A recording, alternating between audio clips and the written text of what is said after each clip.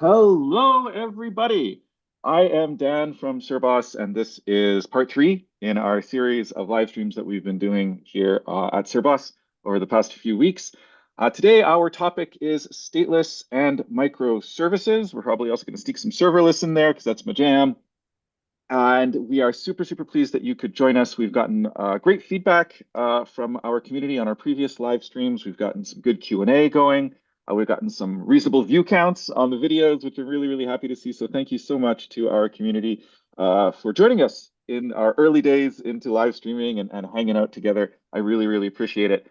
As always, you can join us on the Cerbos Slack for the live Q&A. You probably already know that, but it's good to remind you.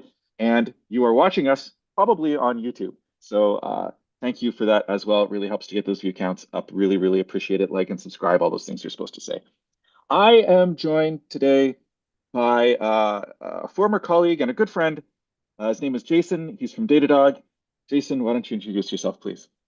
Yeah, thanks, Dan. Hey, everyone. I'm Jason Yee. You can find me in most social media things as Git Bisect, although I don't do a whole lot of social media anymore. Turns out that life is much happier when you don't spend all your time doing that. Anyway, all of that said, yeah, I worked with Dan at Datadog. Actually, during my first term at Datadog, I left Datadog and then ended up coming back to Datadog about 2.5 years ago. So I'm a staff technical advocate there. A lot of what I do is help tell the stories of what we do internally at Datadog and what our customers are doing as well. So from that perspective, as a former engineer, I love my job because I get to chat with other engineers and hear about the cool things that they're doing and really help them share those stories. Excellent. Thank you so much, Jason. It is absolutely the case that Datadog is a household name at this point, right? It is a LinkedIn skill. It's a thing that gets put on job descriptions, right? So, Datadog is just one of those things now. It's everywhere. It's a large service bouquet. It's a platform upon which things are even being built today. It's no longer just something that you buy and look at and receive alerts from. There's a whole layer that you can start building your own apps and things on top of, which is really, really exciting. And this idea of being able to sort of layer services, right? To sort of marry different products, different services, different functionalities together is primordial to Datadog's success. And it's exactly the thing that we wanted to talk about today, right? This idea of running independent services, this idea of having potentially even product teams kind of developing their own stuff and figuring out how to work together and make those products work together. And this was one of the reasons I really wanted to have Jason on the stream today because it was part of the journey that we had together at Datadog and seeing that build. So, Jason, if you could give us just a little bit of history, I guess, on what that path from monolith to microservices at a very early era kind of looked like at Datadog. Yeah, that's a fantastic question. I guess just to backtrack, even though you mentioned that Datadog is pretty much like a common, well understood brand within tech these days. For those who are watching, if you don't know, Datadog is an observability platform. So we started, to answer Dan's question here, we started as just monitoring, right? In the early days, basically our two co-founders, one was the head of development, software development at a company. The other was the head of operations engineering. They both had their own monitoring tooling, right? So operations concerned about infrastructure, are my servers up? And this was in the very early days of cloud. So I would say almost pre-cloud. And developers had their own sort of tooling, like, emitting logs, trying to debug their code, et cetera. And they had the struggle that every organization has of like, we're seeing different things. And so my code looks fine, it's up and running, but it's obviously broken in some way. So it must be the backend's fault. Backend says, well, my servers are up and running. So it must be somewhere in the code. Nobody knows exactly where this is. You're pointing fingers, thus the birth of DevOps, of bringing these groups together. And so the thought early on was, let's build a monitoring tool where everyone can join in and have the same view of things. And so they could better understand things. And a lot of that was built around collaboration. The very early days of Datadog, there was a notion that the interface should be like the wall of Facebook, which again dates it very much, right? Like, I don't know anybody except for like my parents and like aunts and uncles that are really active on Facebook anymore. But there was this notion of like you just post things to your wall and they appear. And so the idea was like engineers could get on there, see data, post things like be able to quickly within the app screenshot a graph, post it to a wall, ask questions, have dialogues. That quickly grew as we started to get into things like, well, how does logs play into that, right? If that's a separate tool, then that doesn't connect. So you started to see this growth of like, we had not quite a monolith, but I would say a macro service oriented architecture early on. And so we added logs. And as we started doing this, it became very obvious that certain components were very much shared between these, right? They started out as being duplicated. It's like, why are we maintaining these two different code bases on things that basically do the same thing? Let's merge those together, start to build out those services. And that's continued as we've added more and more products. We added tracing, we've added a bunch of other things. We've gotten into security as well. And so we've started to realize that a lot of these shared components could become their own little thing. And eventually those sort of have built into their own platforms. In fact, most recently, our CTO just sent out an email, I think it was yesterday, that we're doing actually an internal reorg because there are certain of these components that are starting to become more of that platform. And so it's gone from, there was a service within one area of the product, and we have all these different services, but now they're shared more. So like, how can you get more value out of that sharing? Well, you turn that single service within a single group, within a single area of the product into something more of a shared platform. Right. And this idea of a shared platform, it speaks to sort of to bring the conversation full circle already, this idea that you can sort of build on top of it, right? And so, I remember the old days of Datadog, and we're dating ourselves a little bit here, right? When it was basically like, Nagios and Twitter smashed together, which was a lot of fun, in its primitive incarnation. And then as the organization grew, not only grew internally in terms of the number of employees, in terms of the number of products that were being developed internally, but also through acquisitions of other companies and bringing their teams into the fold, bringing their products into the fold, and sort of trying to integrate them into that larger bouquet. This, I think, was a really interesting early challenge for Datadog, right? Where they had an engineering culture and an engineering practice and a way of doing things. And if at least an implicit agreement, if not an explicit agreement, about how these teams should not only work together at a business level, but how their software, how their products should communicate with one another. And then kind of like the Kool-Aid man smashing through a brick wall, you have this whole new company with this whole new org and this whole new way of thinking about things that's just suddenly appeared one day, right? And in that sort of a scenario, you really can't operate like you did before effectively. It's impossible. You have to have a different way of thinking about how not only the people work together, how the processes work together, how the software works together. And I think in a situation like that, there's only one of two possible paths. One, you slow everything down, you get everybody to start from scratch and you build a new monolith, and that's okay. Like you could do that, right? Or option number two is you say, okay, everybody keep going. We just have to figure out how to make all these things talk to each other, right? And then I'll add a little difficulty layer on top of that, which is not only these things all have to talk to each other, for the end user, for the customer, it all has to look like the same thing. Yeah, that's definitely been one of the challenges, right? When I mentioned earlier that we initially we had monitoring and we added logs, that process was actually, we didn't just add logs, we acquired a company called Logmatic that was based out of France. And we actually acquired them before we launched our log product, like over a year in advance. And it took about a year from acquisition and working with them to integrate that into the platform. And these days, that cycle is much shorter. I'd say that's a combination of a few things. One is obviously like as you do it, you just get better at it.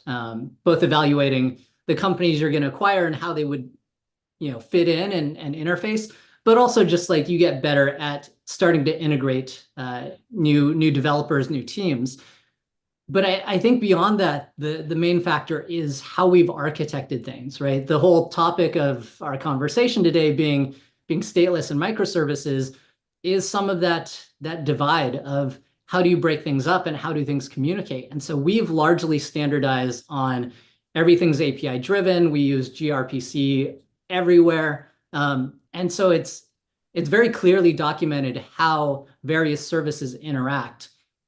And so that definitely helps, right? Like as you build up a more robust set of APIs and interfaces and you document those, it becomes much easier to say, well, we're looking at companies and we want them to work in a similar manner. So rather than, acquiring a company or joining a company that has a monolith and you're like, cool, we have to rip out all of this user authentication stuff and then replace it with what we've got. You're looking for those companies or those organizations that are set up in a similar way. So you can easily say, well, you've already got an API driven, a service oriented architecture. It'll be much easier for us to swap out your user authentication with our user authentication or your, whatever piece with our piece. And that becomes much faster. Yeah, definitely. I actually got a question here from the community. So thank you so much for sending it along. I know that some of you are shy on our Slack group. It's okay. So do continue to send me DMs. We'll work on talking on the community channel as we roll forward as a community. So the question is, and thank you so much for this question, by the way. Stateless sounds really cool, but what is state? So perhaps we've put the cart before the horse here a little bit with this conversation, and that's okay, right? Why don't we talk a little bit about that, right? So we've talked a little bit about microservices and kind of what that looks like, but maybe we need to just, start with some basic terminology here, right? So the question is like, what is state? State refers to like any information that a system or an application needs. And I guess in the case of stateless, in the case of microservices, in the case of serverless, it refers to any information that it needs to retain specifically, right? So it's not just data in transit or data sort of floating around freeform or just sitting on a hard drive somewhere. It refers to information that needs to be retained between different requests or interactions or between or as part of a logical sequence of interactions in order to respond correctly to subsequent requests from the same user, the same process, right? So this is the idea behind state, is that if you're making requests and you're making a series of requests, that there's some amount of data that the server needs to retain or that needs to be retained in order for those requests to be successful, right? So, I mean, what would be some examples of state? I think would be the next logical question there. So I'll head you off at the pass on that one. And that would be things like user sessions, the context of the request, client-specific data, or even the system state, right? So if you think of client-specific data, you might be thinking about like, the device being used, where geolocation information, things like that. The system state could be similar things, or it could be like resources that are made available, et cetera, right? So session data is kind of the big one, though, really, right? I'd say probably the most common example there would be a shopping cart. It's probably the easiest one to sort of think about, right? You put stuff into a shopping cart, and somehow between each request, that shopping cart has to be maintained, right? That's state. It could be client-specific data. I work at Cerbos, so as soon as I think of client-specific data, I'm thinking of authorization and credentials and identities, right? So that would be state as well. Um, Yeah, so I hope that answers your question. Jason, go ahead. yeah, I kind of wanted to jump in there because I think it's interesting since you mentioned things like user sessions and state that needs to be retained. And I would say one of the interesting things as I think of state is we typically talk of like state and stateless as if it's a very binary thing. And I would say that it's interesting because there's sort of a spectrum of state, right? The example here is uh, for anyone that uses Google Docs, you're in a Google Doc, you're typing away, writing, a blog post or an article, or maybe your homework if you're in university. And it commonly happens to me, the middle of a sentence, suddenly Google's like, you've been logged out, please log in again, right? Um, and it points out that there are multiple sort of types of states within this gradient. One is your user session. And Google notoriously, their internal systems were based on basically Kubernetes or an early version pre-Kubernetes. And so one of the common things is their architecture is very much stateless, which means at any given time, the backend infrastructure, the pod, if you will, that you're talking to, could just die and go away, and it'll be replaced eventually, but you'll be reconnected somewhere. And this means that oftentimes what happens is your user session just suddenly expires. Like it goes away and you get logged out for completely inexplicable to you reasons. And so again, you're in the middle of the doc, middle of a sentence typing away, and suddenly, bam, you're logged out and you have to log back in again. And it's frustrating. And that's one where that was state. And that state was maybe poorly handled, right? Like ideally, even if the backend went away, you'd still be connected. You would just keep going on with life, and you would never know that you were reconnected to some backend resource. The other Right, part of yeah. state, Oh, go ahead. oh yeah, I was going to say the other part of state though is even when that happens, I get logged off and I log back in. I don't lose the progress that I've made on my doc, and that's another type of state, right? They've managed to save the document that I'm working on, and so that's still preserved. And so again, I think there's multiple types of states when we think about it. And ultimately we have to think of user experience and what our users want out of whatever service we're providing. And really thinking about the various types of states that we're dealing with and how we want to handle those, right? How important are they to preserve, in Google's case, they're like, man, whatever, it's frustrating, but you can log in again. It's no big deal. But if I'd lost everything that I worked on in that doc, if my doc had just disappeared, that would be incredibly frustrating, enough that I would probably never use Google Docs. Yeah, absolutely. And that user experience, that end user experience is critical. And these are the sorts of decisions that if you're a product owner, you're an engineer, and you're thinking about, hey, I would like to go serverless, or I would like to go stateless, or I would like to implement microservices, that there's a new set of concerns that maybe you didn't have to deal with before, right? This idea, for example, of requests being fundamentally independent from each other, right? This idea that the requests themselves, and we've been dancing around it, in fact, but the reality is the requests need to be idempotent, right? If you send the same request 2 times, you should get the same result 2 times, or at least a result that doesn't change, which is a little different from getting the same result 2 times, not only syntactically but materially, right? You talked also about having different layers of state, and there's also this concept of external state management there, right? We can't just, be like, oh, like, I don't know, the web server just magically remembers who I am and what I'm doing, right? Because it doesn't anymore. So there's got to be some way of managing that, and it's going to be maybe a combination of things, not only in the cloud, but on the client side as well, right? This idea of, I'm getting ahead of myself here, but like jot tokens and so on and so forth, right? Um, and all of this because the components are decoupled fundamentally, right? So are microservices and stateless and serverless the same thing? No. But the reason that we're kind of grouping them all together into this conversation is that they share these fundamental principles, right? Of independent requests, external state management, idempotency, horizontal scalability as another important one, right, to add into that mix in terms of how it's being managed. And of course, the big one that is ultimately the reason all those other things exist is because the components are decoupled in all of those cases, right? And when I say decoupled components, it's not just me. This is industry standard stuff. But when we talk about decoupled components, it's not just this idea that me as the service provider, I'm running like a database over here and a microservice over here and a microservice over here. But in fact, the entire chain is decoupled all the way down to the client device, right? They could be using an app that we have produced for them. They could be using an app someone else has produced that's interacting with our services. They could be using a web browser.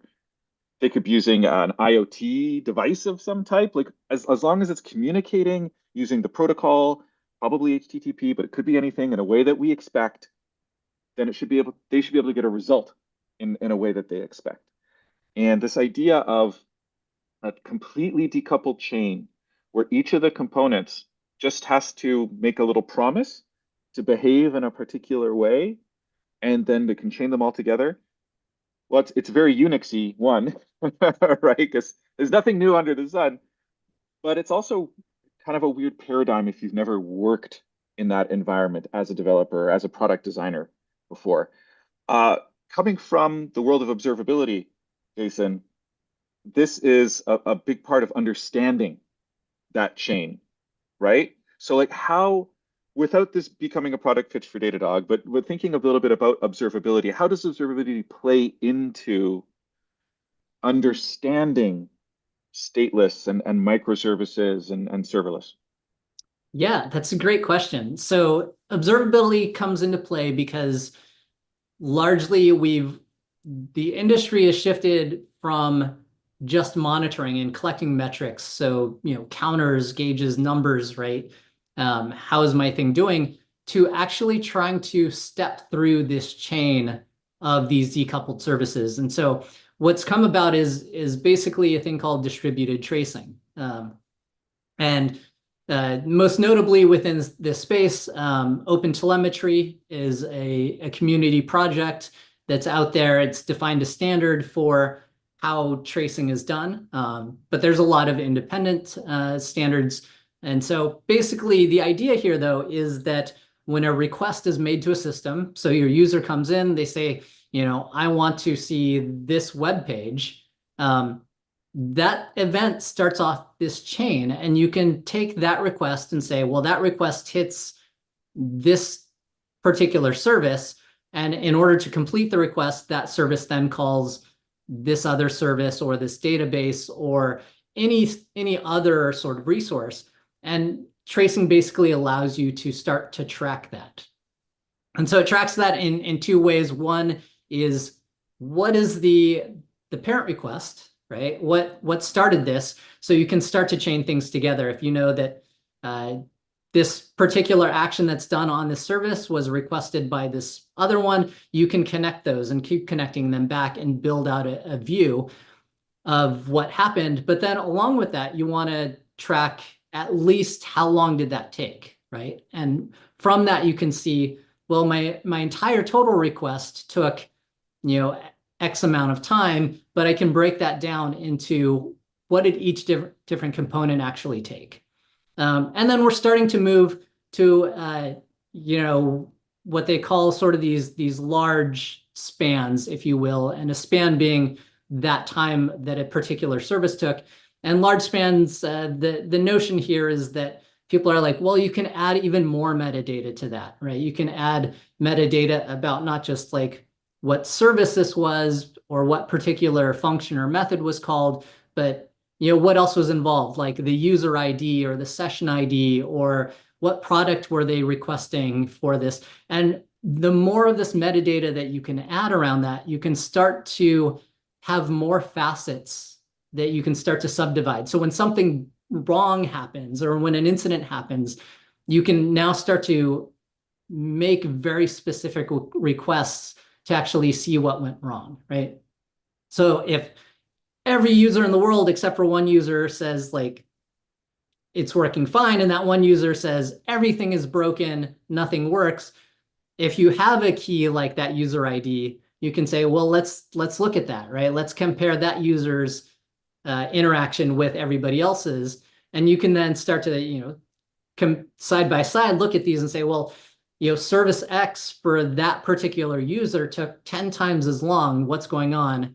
Well, let's continue to drill down with that tracing and look at every individual function or method in that service and figure out which took that time and what were the data around that, right? What was the state around that? Was it the product? Was it that user session? Was it their browser type or their connection or really whatever? As long as you add more of that metadata, you can start to figure that kind of stuff out. Exactly. And being able to understand that context is pretty critical.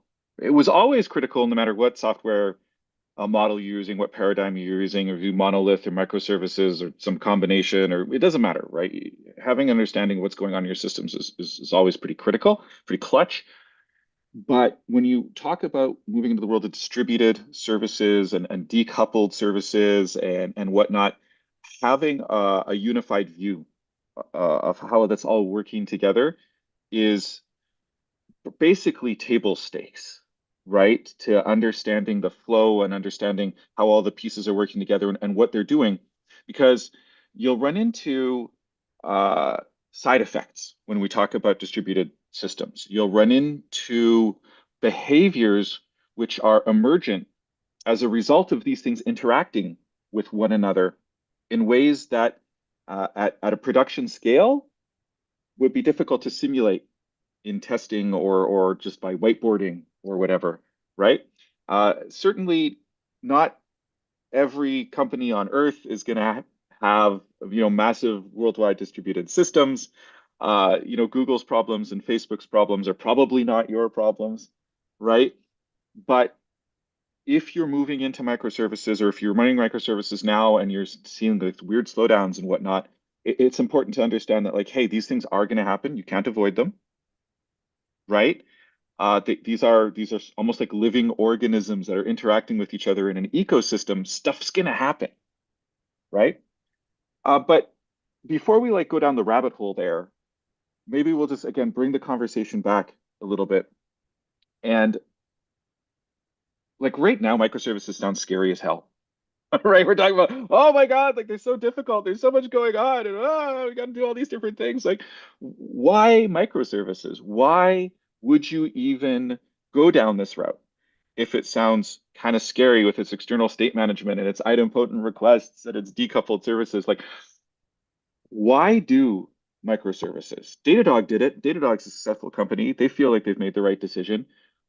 Why microservices?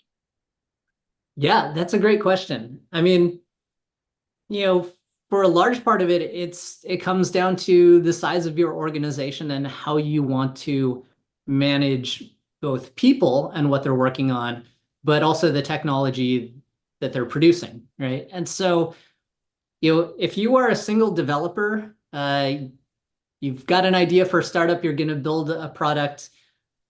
To be honest, like monoliths are probably okay. It's just you. You don't have to worry about, merge conflicts. Heck, you don't even need Git, right? Like you're a single user. You could just, write your code and do whatever you want. But the more people you add, obviously, the more complexity that starts to add to your project as people work on different pieces. The question then becomes, well, how do you manage not interfering with each other, right? If I'm working on code and I make a change in a code base and turns out that the code that you're working on for your feature is actually in the same file and intermingled, then that becomes a challenge. And so it makes sense to start as you add more people, as those people start to grow a number and you need different teams to start to break up whatever they're working on, those features or those sections of code into separate components, whether those be independent libraries, or if they start to actually be services that can live on their own and operate on their own. And so that's really the why, right?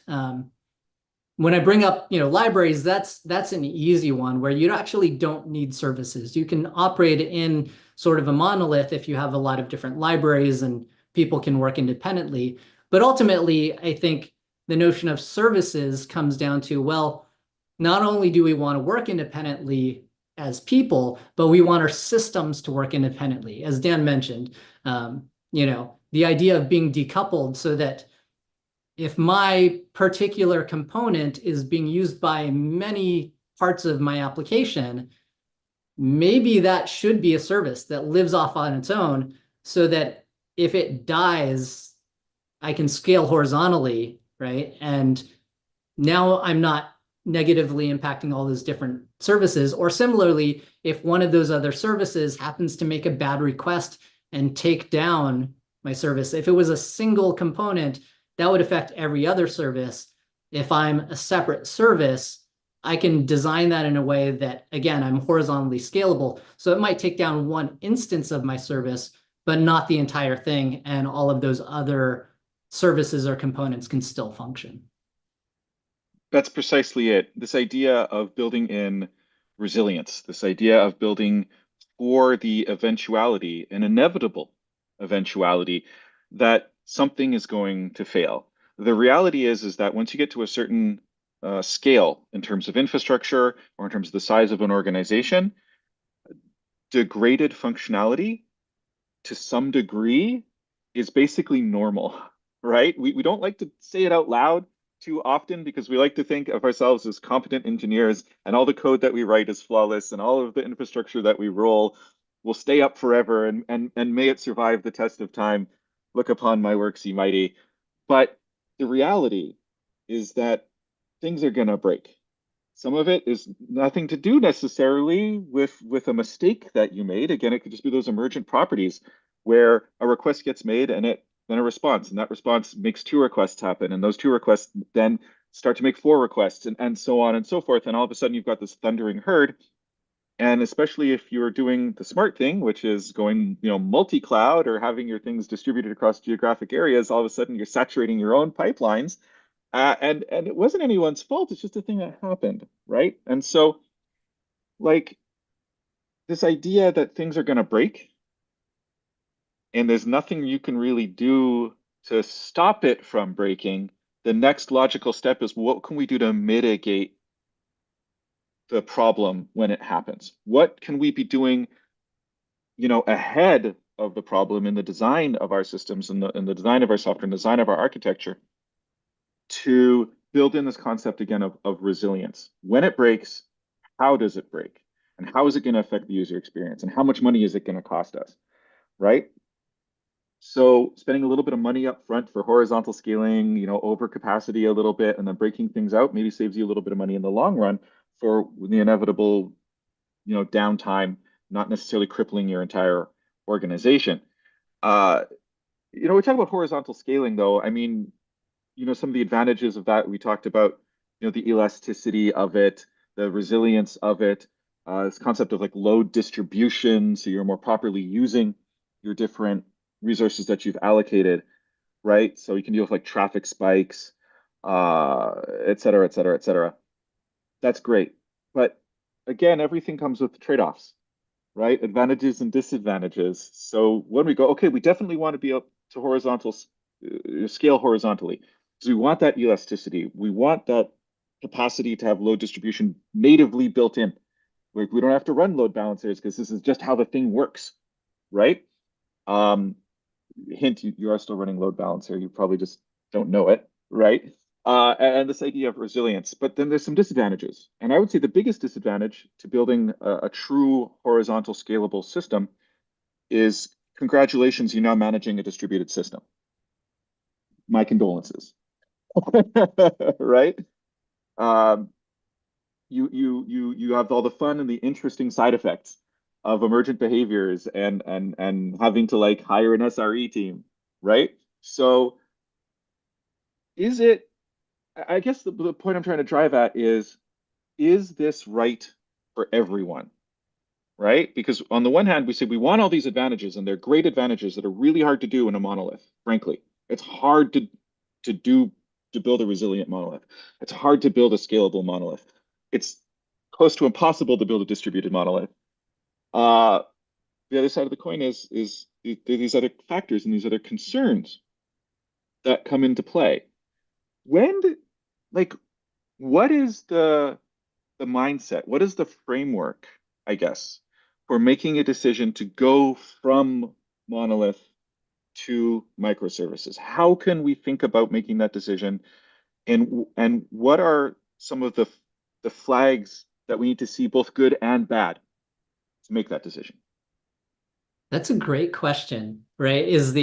I've already mentioned that, like, well, if you have a bunch of teams and you're working on things or you want the resilience, then definitely go for it. But honestly, for me, if you were to ask, like, when should you split, right? Even if you currently are having a service-oriented architecture, like, when should you take those services and subdivide them and maybe start looking at more microservices, if you will. It's a good question, and I think it's sort of the classic answer of it depends. It's different for everybody. But I would argue that Datadog's philosophy on this is basically wait until it becomes painful. And so the notion behind that is, you often hear this statement that, like, pre-optimization is the root of all evil, right? Like, if everyone has grand fantasies of, I'm going to build the next big startup and my app is going to be super popular and I'm going to have billions of users. And so I should just build microservices from the start so that we can scale infinitely. And obviously that is very, like, you'll waste a ton of time, you'll add a ton of complexity for no reason. So to that level, like, that's why Datadog's general philosophy has been wait till it gets painful. Wait until you have a very, very clear need that things should be separated. And so in that case, it would be start with macro services, if you will, or large services, or even a monolith, right? Start there and just try to get things working and meeting your customers' needs as early as possible. And if you have pain later because things aren't as scalable as you need, then that's the time to deal with it. But if you try to deal with it too early, if you try to make too many microservices from the get-go, you'll have much more overhead. You'll waste a lot of time trying to manage the complexity of that and not actually meeting your customers' needs, which ultimately may mean that your company fails before it hits that scale because you're not meeting your customer needs. So really just concentrate on what your business actually needs to succeed without worrying too much about whether it is the Mona Lisa of architectures ahead of time. And then that's going to also help you to understand, okay, of the five things we offer, this is the thing over here. We didn't even know it was going to be the popular thing. Turns out it's 90% of our business. Okay, now we need to actually scale this out and figure out how to make this be a bigger part of our portfolio. I mean, that makes perfect sense. And now is actually a good time to mention, we didn't plan this, but it's a really good segue, that over here at Cerbos, we actually just released an ebook on this very subject. It's called Monolith to Microservices Migration, 10 Critical Challenges to Consider with In-Depth Examples. It was written by our CEO and co-founder, Emery, edited by me. And it's actually really, really solid. It's a practical 10-part, I guess, ebook. Really cool to see it published one day, but it's an ebook now that guides you through the process of, like, re-architecting your tech stack, but not just your tech stack. It's also about what your organizational structure looks like. Because it's one thing to talk about computers, it's another thing to talk about people, and the connection between those two things is not always clear. And that's a big part of what we're talking about in this book as well. So re-architecting both your tech stack and your organizational structure as you transition from the monolith either because you're an earlier stage company or even a big, large, late stage company realizing you have to take it to the next level. We have a ton of examples. We interviewed a ton of people, and we've got examples from top engineering teams at like Uber and Spotify and Netflix. And there's some really good real world war stories in there. And I will actually just share my screen real quick so you can see what it looks like. It looks like this. Ta-da. Um, this is my screen sharing is paused. That's weird. Hmm. Well, perhaps this is the problem with the microservices on the Zoom side. Uh, oh, it came through. All right, perfect. So this is it right here, monolith to microservices migration, 10 critical challenges to consider. You can see the URL there. You could also just go onto our Slack, you can go onto our LinkedIn, you can go onto our Twitter, you can check our newsletter, check your inbox. There's a good chance that you're seeing it there. If this book is interesting to you or if you found that it's useful, please just drop a like on the LinkedIn post or retweet it or however it was that you found it, or even just come onto our Slack and just say, hey, Dan, hey, Emery, I read through your book and it looks really good. Thanks for publishing it. That would just be really nice to hear, right? Because it encourages us to do more of this sort of nonsense. Um, so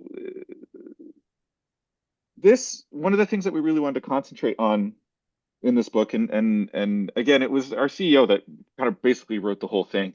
I just kind of came in and cleaned it up a little. One of the things that we really wanted to concentrate on here, however, was this idea that it's not just about computers.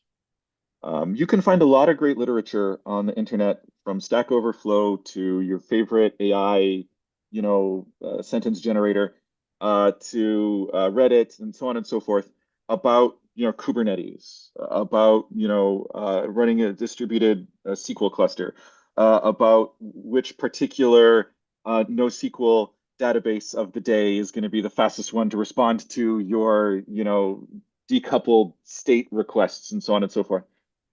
And at the end of the day, that's all implementation details. I'm not saying they aren't important. I'm not saying they're easy, because a lot of the stuff, frankly, quite difficult to make it go correctly, but it's all implementation details. You, as a relatively competent engineer, as part of a team of relatively competent professionals, you're going to make this go. Is it going to be the best out of the box from day one? No, that's impossible, right? But you will figure out how to make it work. You just got to try. You just got to be willing to fail a little bit and fix problems as you go. The hardest part of the transition from a monolith to microservices is not the computer. And as it's one of those things that we learn as we transition from being, bright-eyed, bushy-tailed junior engineers fresh out of college or fresh out of a coding boot camp, and we go, wow, like coding is exciting and it's really hard. And then 10 or 15 years, 20 years, depending on some of our respective vintages, we realize actually, like, pressing plastic squares in the right order is not necessarily that difficult. What's difficult is figuring out why we're doing it, right? What is the reason behind the code regeneration? What is the reason that we're architecting our systems the way that we are? And that's what we really wanted to concentrate on with this ebook, was thinking about the business problems. What were the reasons that Netflix made the decisions they made? What are the actual business case behind Spotify releasing one? Backstage is the big one, right? But also just all of their internal systems. And coming from some mutual experience at Datadog, Jason, these decisions are not easy, No. right? We also don't want to violate any types of NDAs, so we're not going to tell any war stories. Like, hit us up at a bar if you see us at a conference sometime. But these sorts of decisions about when do we make that migration, and that's why I threw that bit of a hard question at you, right? Is that there's no silver bullet, right? There's no one answer to, should I be migrating my architecture right now? The approach of do it when it's painful is not a bad one, but it's not the only one. Sometimes you want to do things before they're painful, right? But then you're making a bet. You're making a bet that the trade-off here is going to pay dividends down the line. Uh, and then that also comes with its own set of decisions. How well do you understand your architecture? How well do you understand your customers? How well can you project your business forward in time, right? So where do your strengths lie? Are you really good at peering into the future? You know what? Some organizations are like scarily good at that. And if that's your superpower, then you know that kind of ahead of time when it's time to do it. Most organizations don't. Most organizations are much better at looking in a rearview mirror. And that's true of people in general, right? So what is that level of pain that you're willing to deal with before it becomes too painful? What is the amount of money you're willing to spend before the opportunity cost becomes the critical factor, right? Uh, and this is going to be part of the driving mode behind all of this is, does it make sense for your case specifically? And one of the best ways to figure out whether it makes sense for your case specifically, Jason, is to have good observability tooling, right? Yeah, yeah, definitely. Both from a are things functioning from what we think, but also from a is it working for my customers? Is it ultimately delivering what my customers need? Yeah, having that observability is by and far the most telling data point that you can have of, do I need microservices? Do I need to start splitting things out? So that's an excellent point. As you were talking, one thing when I was looking to the side here, I was looking up because I think it's fitting. Former colleague from Datadog, Stephen Sudit, had a quote that it was in Slack. He was chatting about something, and I noted that I've got this little bit of like collected wisdom in my personal confluence, and so I wanted to share this quote because I think it's very fitting. But he had said, "The real world is complicated, and this is reflected in the inevitable complexity of software. We cannot control that. What we can control is whether our software was ever useful and whether it can remain so." I And so like that. I think as people are thinking of, microservices or not, or when, that's a good thing to keep in mind, right? The world is complicated and complex, and so our software will be, and you can't really control that. To some extent, I would say that as time goes on, as your application gets bigger and adds more features and you get more users, microservices are almost an inevitability, right? You will grow in the amount of teams you have. You will need to break things apart. And you can't control that, but you can control whether your software is useful to your users, if it remains useful to your users. There we go. And that feels to me like a great place to end it for today. We are at time, a little bit over. So thank you so much, Jason, for taking the time out to share your thoughts and your experience and some anecdotes from Datadog with us here today. Thank you to our community for your continued support and watching our videos and sending me DMs with your questions and whatnot. I really, really appreciate it. This is where we get the ideas for our themes and everything is from you, is from the community, from the questions that you're asking. So again, I really, really appreciate it. Jason, before we go, you're a man about town. Do you have anything going on that you would like our community to know about? Yeah, you'd mentioned at some point, if you find us in a bar, come chat with us. We'll tell you stories. So with that said, the next event that I will be at, next public event anyway, is AWS reInvent, which is going to be in Las Vegas, December 2nd through 6th. If you are an AWS user, I highly recommend it. It is crazy. So I recommend everyone go at least once in their career as an engineer. So if you haven't gone, hopefully you go and experience that. But in any case, if you are going to reInvent, I will be there. So come find me and we can hang out and have a drink and share some stories. Fantastic. I agree with Jason. If you've never been to reInvent, it's something else, right? So do check it out. From our side, we are going to be not quite at reInvent, but at some bigger events as well. We're going to be at Web Summit in Lisbon in November. So check us out. It's going to be myself and Emery. So if the book was interesting to you and you read it by the time you get to Web Summit, let us know what you think. We'll be there. We'll have a booth and everything. So please come check us out there. And also, we'll be at KubeCon in Salt Lake City that same week, which is going to be very, very exciting. So please come say hello there as well. Thanks again to Jason. Thanks again to you, the community. And we will see you on the interwebs. Bye, everybody.